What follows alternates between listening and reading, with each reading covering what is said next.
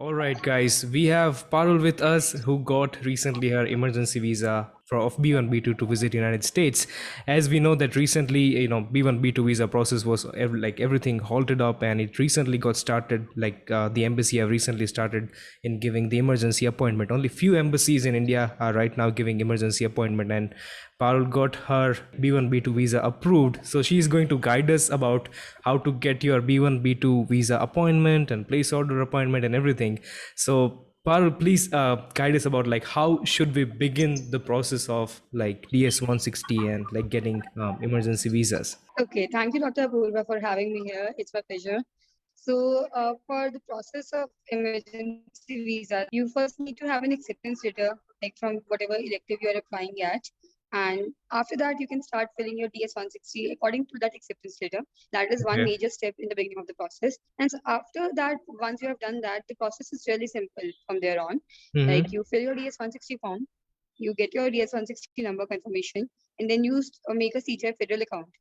Once Okay. you have made your CGIFederal account, you just go on to pay the visa fees. And after you have paid the visa fees, about in 24 hours or so, the account gets activated. And after the activation of account, you have to keep an eye out for placeholder slots, and you have to book one. Once you have booked the placeholder slot, you can only apply, raise an emergency request. So Right, that's how right, the whole right. process goes, like in an overview. Yeah. Right, perfect. So first of all, you need the visa letter. From where did you get the visa letter from? Like any university or hospital, which gave you that, okay, you need to come here on B1, B2? Okay, so because of COVID and everything, still a lot of universities were not accepting when I started applying. So I Mm-hmm. applied by an agency. So I had an agency letter, and the letter mentioned like the name of the hospital, the name of my preceptor, and everything else. It was a very detailed letter for that matter. Okay. So yeah, I used that letter to raise the emergency request. Okay, so perfect. First of all, you get some temporary appointment. That's also called as placeholder appointment. So what's that? Okay, so placeholder appointment is not like any fresh B1, B2 slots that we used to have. Placeholder appointments are basically all the appointments that have been available after October 22. They are just like you just need to book a placeholder appointment, and you have to raise an emergency request against that appointment. You will Okay. never be having any regular interview on that day. Okay. Like at this moment, placeholder appointments are available for late 2024. That would not mean that if you're applying for electives in 2024, you have to book an appointment right now. You don't have to Okay. do that. You just have to book a placeholder to raise an emergency appointment now. Okay. Okay. So right now the placeholder appointment are solely if you are interested in raising an emergency appointment. Is that correct? Yes, Okay. yes, Perfect. yes, And correct. and how often does the emergency visa request get denied? Is everyone getting successful in getting those emergency visa appointment and getting visa approved, or is it still it's not sure? Honestly, I have heard a lot of people who got their emergency request got accepted, but then it's also because a lot of people whose request got denied, they did not really come up and say anything about it. But Right. yeah, what I know about this request letter is that you have to be very careful about what you mention in the request letter. Okay. Every request letter should have like four components, and if you are not mentioning any one of the four, then it's a very high chance then that your request will be rejected. So you Okay. have to mention about your graduate or student status. That is very important because as a student, you always have your strong ties back home. You have to come Right. back to complete your degree. That Mm-hmm. is one thing they really need to know, that this person who is going will be coming back. As a Mm-hmm. graduate, you can show your job status or anything else, like any tie that you still have with your home country will work, but you have to show something. Right. Secondly, the wording should be very, very crisp. Like you should not be, your request should not seem a very desperate attempt to get the visa. It should Right. not be very non-humble or something. It should be humble. It should be crisp. It should explain what you want, and that's all. Mm-hmm. And Right. secondly, it should explain why the work you have in US right now is an emergency. Like Mm-hmm. if I'm going for electives, then what is so urgent about doing electives at this moment? I can Mm-hmm. go for electives next year as well. What is so urgent about it? So about this, you can mention that, like I mentioned about residency, that I want to Okay. apply for residency in the coming batch. Okay. So I want to go for electives this time. If I don't, Right. then I will not be able to have my CV done by then. So you can Right. like about residency, it's very variable. Some people mention it, some do not. But I did, and a senior of mine actually got NIE last year. He literally said that I should be mentioning like everything that is true on the request. Right. So I Right. did, Right. and it worked. So yeah, this Perfect. is what you have to mention. And then lastly, in the request, one thing that you should be mentioning is your graduation date. If you are a student, you should be mentioning your graduation date. Right, So right. yeah, that's pretty much it. Perfect. So you are still a student, like a student status right now. Yeah, I'm still a student. I'm pursuing my internship. I'm still a student. Right. So that's like, do you think that has like some role in getting emergency visa, like getting, appointment, or like how difficult is for graduates? Honestly, it is a tad bit difficult for graduates to secure emergency visa at this point because graduates do not really have very, very strong ties to the home country, as I said. Right. Like they can mention about job, like they are going on a non-paid leave for the period and something like that. That might work, but still, graduates do not have a very strong tie with the home country. They can always resign from the job, but a student will have to come Right. back to complete the degree. So Right. there lies the difference. Right. So that's a great comprehensive answer. So all the visas, visa embassy, US embassy in India are like giving emergency appointments, or like there are specific embassies which are giving. Honestly, you can apply for emergency request at any embassy. Like we have Right. 5 embassies, you can apply on all five, Mm-hmm. but the acceptance rate varies from embassy to embassy. Like in the current scenario, Delhi and Kolkata have been accepting emergency requests a lot, and Mm-hmm. Chennai, Hyderabad, and Mumbai have not been accepting any request. Like from what I have heard, I have not heard of a single person who got accepted at these embassies. Delhi has a Okay. very high acceptance rate. Right. And how was your visa experience? What did they ask about? Why do you want to go? And what were your visa questions? Okay, so the lady who interviewed me was very, very sweet. I did find her very sweet. So it was very simple, 2 minutes interview. She just asked me to, show my passport, and she asked me why do I want to go to US. So I Mm-hmm. told her that I wish to go there to attend a rotation for 1 month at this Okay. and this hospital, and she was okay with that answer. Mm-hmm. Then she asked me if I'm a physician or a student. So I corrected her and told her that I'm a student. So Okay. she asked me about my graduation date, and she asked me who will be sponsoring my trip. So I mentioned that my parents will be sponsoring my Right. trip. So she asked me what do my parents do, like their profession. I mentioned that, and last question that she asked me was like again, what will I be doing there exactly? So I Right. gave a bit of description of what will I be doing on my rotation. I mentioned the name of my preceptor and the department I'll be rotating in, and that was it. She just said, "Okay, your visa is approved." Oh, nice. So they didn't ask about anything else, like show us your bank balance, or who is like going to, like, where are you No, going to go nothing there? like Okay. that. Nothing. Mm-hmm. Okay. No, nothing. The thing about the interview is you have to be very, very confident. You Mm-hmm. have to be very, very genuine with your answers. And if they feel like you're being truthful about everything, they usually don't ask for any document. Like Okay. they might ask for acceptance letter. I was not even asked for my acceptance letter or anything like that. But Mm-hmm. yeah, that is the thing. People who were interviewing like in the right next line to me, they were being Mm-hmm. asked about their financial status and everything else. But I don't know, like a lot of people do have told me that they will not ask for any such documents, especially for B1, B2, no one asks. Right, right, right. So, well, like, what should be the best answer if they ask you about, like, what are your further future plans? Like, should you like mention about, like, okay, my further future plan is to like give this and this step examination and further join residency there. So, what should be the best answer according to you? According to me, any answer that you're giving in the interview should exactly be the same as what you have mentioned in the emergency request. So since I Okay. mentioned about residency in the emergency request, so if I would have been asked about this, I would have mentioned the same in the interview too. Right. Okay. And what should one be careful about while filling the DS-160 form? Like, is there any specifics we should take care of, like, while filling those forms? Okay, so while filling the DS-160 form, first of all, make sure that you have the acceptance letter because there is a point about filling in the details of where you will be staying at US. Right. So it's obviously always better to not fill any relative or friend's place in that section. Just Right. mention the name of the university or the on-campus housing that it looks really genuine and it doesn't look like that you are going there to visit some of your family members. So Mm-hmm. that is one thing that everyone should be careful about. Mm-hmm. Secondly, all the information that we are filling on DS-160 should be exactly same as passport. Like there Okay. should be no variation between the you know details that I'm filling on both the forms. So yeah, Mm-hmm. that two points one should be careful about. Other than that, I don't think there is something very you need to be careful about. It's a very easy form. It's a lengthy Mm-hmm. form, but it's a very very basic form. Okay. Perfect. And do we need any like visa And agents for one this? thing, Oh, sorry. Go ahead. yeah. Okay, sorry. Yeah, so one thing I would like to mention here is that when you go forward to submit your DS-160 and it shows the confirmation page, make sure to take the printout of your application form as well, because you cannot Right. access it later after Okay. once you have submitted the form. You cannot access it. And any question that you might be asked in a visa interview from the DS-160 form should be exactly the same, like your answer should exactly match what you have filled there. So it's much Right. better to have those application forms printed.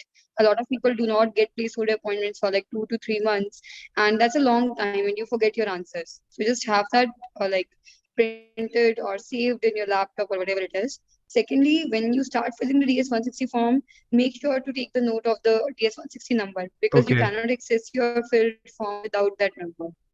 All right. All right. And out of like, did you do all this entire process by yourself, or like, did you take any help of visa agents for? No, I don't think that for any sort of B1, B2 visa, you don't need any visa agents. It's a very simple process. And like, I really believe that, okay, getting placeholder appointment can get really frustrating because you might not get it after like multiple times of checking it. But no, you don't need a visa agent for the whole process. Like, what will the agent do? You will get a placeholder appointment only when one opens up. So the agent will Right. not be able to do anything extra for you. Right. Right. Right. And how much is it safe to keep in the bank balance if your parents are sponsoring? Okay, so what I believe is that at least 3 times of what is required for the trip is a safe amount to show on the bank statement. So yeah, Mm-hmm. like Okay. if you're going for 2 to 3 months, then it's like sort of you will be able you'll be spending like 10 to 15 lakhs on the trip, Right. like 10 lakhs. Like, Right. so I would be keeping an amount of 30 lakhs in the bank statement to show there on the interview.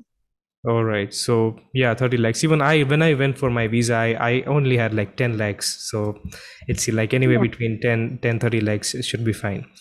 But All yeah, right. but Mm-hmm. that's when you're showing all the three letters. Like I just showed one letter. So if even if I would have shown like 9 or 10 lakhs balance, it would have worked. Perfect. Yes, yes, definitely.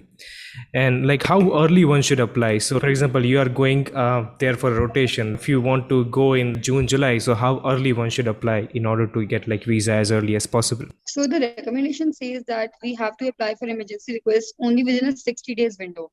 Like if I'm going Okay. for a June rotation, I should not be applying anytime before April. But I did Oh, apply for the appointment on 20. Yeah. So because before that, it doesn't really, they don't really consider it as an emergency. yeah, You have to definitely. apply within a 60-day window. Right, right, right. You once you have the letter of like let's say June, you can apply for emergency by April. So you need like 60 days Yeah. buffer period.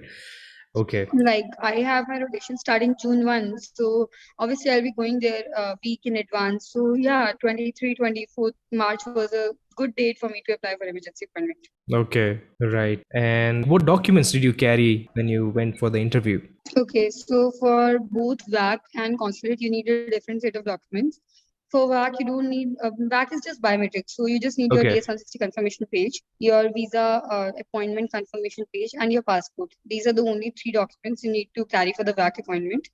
For consulate, you have to carry all the supporting documents for the information you filled in either CGIFederal account or in your DS-160 form, because they Mm-hmm. may ask you anything about anything. So I Okay. carried like my passport, DS-160 page, appointment confirmation page, visa fees confirmation page, my sponsor's ID, like my father's passport. I carried that. Mm-hmm. Okay. And then I carried a statement from a notarized statement stating that my father will be sponsoring my trip Right. and any expenses that might come forth. So yeah, I carried that. Then I carried the bank statements. And then there's also like a lot of people say that CA evaluation form should be with you. But I did not carry that, and it's not a mandatory thing. It's just a supporting document. So if you have it, it's fine. If you don't have it, it's fine as well. Other than that, I carried my vaccination proof. I don't know why I carried that, but I did. Okay. And insurance, yeah, income tax Yeah. returns. They are very important. Right. IT Right. returns from last 2 years. That suffice. Yeah. So you have to carry that, and acceptance letter from the Okay. hospital or the clinic you're going to. Mm-hmm. That's it. And your graduation diploma or your dean's letter. All right. All right. You also mentioned about CA verification form. What was that? Okay, so CA evaluation form is Okay. basically issued by the CA itself. You can go to any CA. The Uh-huh. CA will look at your finances and your assets, properties, and everything, and Mm-hmm. he'll be making an evaluation based on that, that how much capital you have on your hand and how much you are Mm-hmm. able to, sponsor the trip that is coming forth. That is a CA evaluation form. Right. Okay. If your emergency request is denied, can you reapply that emergency request again? Yes, I can raise an emergency request again. Like I can raise emergency request twice on one single receipt. And if my both receipts requests got denied, then I have to pay the visa fees again and again like apply for an emergency request. Yes, yes, yes. I remember like one of my friend did the same thing. He raised a request 2 times and then he got the entirely new appointment again by paying the fees again. So you can raise emergency like Yeah, request 2 times for a single paid fees. yeah. For single Okay. fees, yes. Okay, so that's emergency request. Like you get okay. So what's emergency request and emergency appointment? Okay, so emergency request is basically the application you send or the request that you raise on the CGIFederal account for, Mm-hmm. getting yourself an emergency appointment as Okay. the first step of the whole emergency process. Okay. And emergency appointment is the consulate interview, Okay. the one you go to the embassy and give. That's all. Like, are there any chance of getting emergency appointment denied? Actually, yes, I have heard people who got their emergency appointment denied, which is a very, a terrible thing because you cannot apply for an emergency appointment again. Oh, really? So then, You what have should to like we wait for the do? regular P1 B2 slots to open up and only, yeah.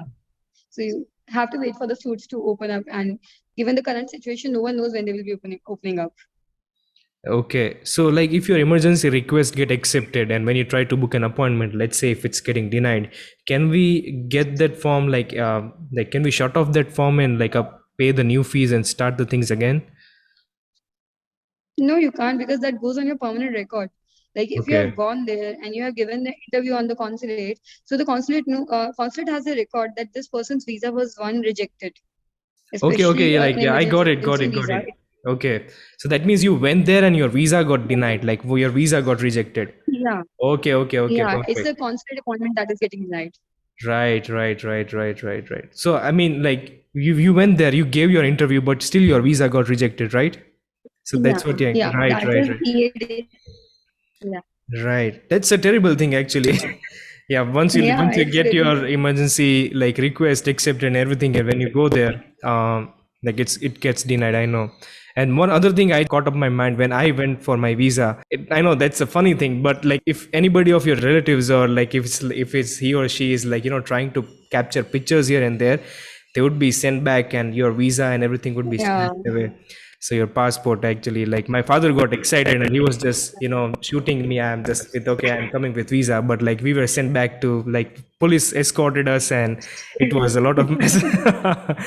So Yeah, they actually have very tight security there. Like you go in circles and circles of barricades, and only then you are allowed to enter the embassy. And even inside the embassy, there are like multiple checks. So yeah, I was actually surprised and fascinated by whole the checks and yes. everything else there. Right. And also, like some of my friends have told, is it correct that once you're entering some information in DS-160 and yet you have not submitted, still they can, see what you entered before and what you edited? So is it like okay if we edit the informations before even submitting the DS-160? No, it's nothing like that. Until and unless you have not submitted the DS-160 form and you have not gone to the, appointment, no one really cares about what was there on the earlier DS-160 or what was the updated information. In fact, you can actually update your DS-160 form number anytime before you go to WAC. Because once Right. your details are, linked to your biometric profile, you cannot change your DS-160 number. But before Mm-hmm. that, you can do that anytime. Right. And is it safe to mention any relatives, like if we don't have any first degree relatives in United States, like not immediate relatives, like uncle, aunts, or like should we mention them or like should we keep those things empty? I would say no, no. If Okay. you have like first degree relatives, your parents, your siblings, or something like that, it's fine to mention that. But other than that, it's just you're like expanding the process of everything else. So why to mention that? Right. And there's also one thing about salary. So what did you mention about, like, since you are like you were working in internship, did you mention your stipend amount, or did you not mention in anything about in salary or so? I'm still a student. I did not mention about any stipend. Okay, right. So how did you explain it that you are currently undergoing your internship, or how did you like put up all those things to the embassy? Okay, so basically in the DS-160 form itself, there is an option to explain what you do at the moment. Like if I'm a student and Mm-hmm. I'm a third year student, so I'll be having the option to explain what I'm doing in my third year of medical school. So what I Okay. did was I just mentioned that I'm a final year medical student from India and I'm currently pursuing my internship. Okay. Because in India, the final year of medical school is actually internship because we Mm-hmm. do not get degree before that. So Okay. just mention that it works. Okay, perfect. And what's the best way to answer if they ask about you can still have some rotations like cardiology and nephrology here in India, then why do you want to go to United States? And what's the best way to answer that? You can always say that you want to expand your horizon and you want to learn more about US healthcare system and you wish to apply for residency match in the upcoming season. So you want to get first-hand experience, exposure, and learn from the best doctors. You can mention anything. They really don't Okay. care. They just need to see that your answer should be genuine. Okay. So I Perfect. just said that I want to know about US healthcare system. When they asked me about the rotation, I said that I'll be rotating under Dr. So and so, and he's a medicine physician at this hospital. And by rotating under him, I'll be able to learn more about US healthcare system. It was fine. Perfect. Perfect, Parul. So, in the end, how would you summarize each and every step? Like, just name the steps. Like, okay, first get the visa letter, and then you do this. And could you just summarize everything for the students so that they can just follow this process? Okay, sure. So first step is to get a visa letter. Book Mm-hmm. for electives and get your visa letter. Then you fill the DS-160 form. Fill the form according to all the passport details and your acceptance letter that you have. Once you have filled the form and submitted it, you go and make your CGIFederal account. You make the account and then you pay the visa fees. Once your fees is accepted and your account is activated, you go on to book a placeholder appointment. You can usually, know about the availability of placeholder appointments from a lot of Telegram groups available, like B1, B2 slot availability group. Those groups usually have a lot of posts and updates about these slots, so you can get there. And then once you have booked the placeholder slot, you go and raise the emergency request. And once you have raised the emergency request and it gets accepted, like within 24 hours or so, you can go forward to book the emergency appointment. And you have booked the appointment, and that's it. After that, you just have to go there and attend your appointment and show your documents and whatever it is. Perfect. Thank you so much, Parul. That was a very comprehensive discussion about like visa. So, do you have any end words about visa? Do you want like students to be careful about like by going for the visa? Yeah, like I would just mention one thing about placeholders here. Uh, Placeholder, as I mentioned, that you can know about their availability on the Telegram groups and everywhere else. But the thing is that whosoever is updating on the group is only updating after they have booked their own appointment. And these appointments are like, booked in seconds because they Right. open very few and a lot of people keep on checking.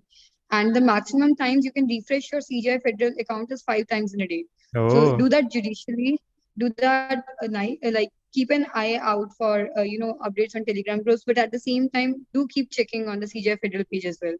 But don't do like four you check for 4 times at one single moment so that you just finish all your attempts for the day and your accounts get blocked. So don't do that. okay. That was a great piece of advice, Parul. Thank you so much. Well, I think that's it. Thank you so much, Parul, for your time. That was a very informative session, and I'm sure like students will find this helpful, and all those who are applying for the visa. If at all like you guys have any doubts, please leave them in comments, and we'll try to address those questions. And we'll also leave Parul's Instagram handle so you can follow her. She is having a very nice Instagram page. Thank you so much, Thank you Parul. so much. Thank you so much for appreciating and thank you so much for having me here. It's a pleasure. It's my absolute pleasure, Parul. Thank you so much. Okay, bye.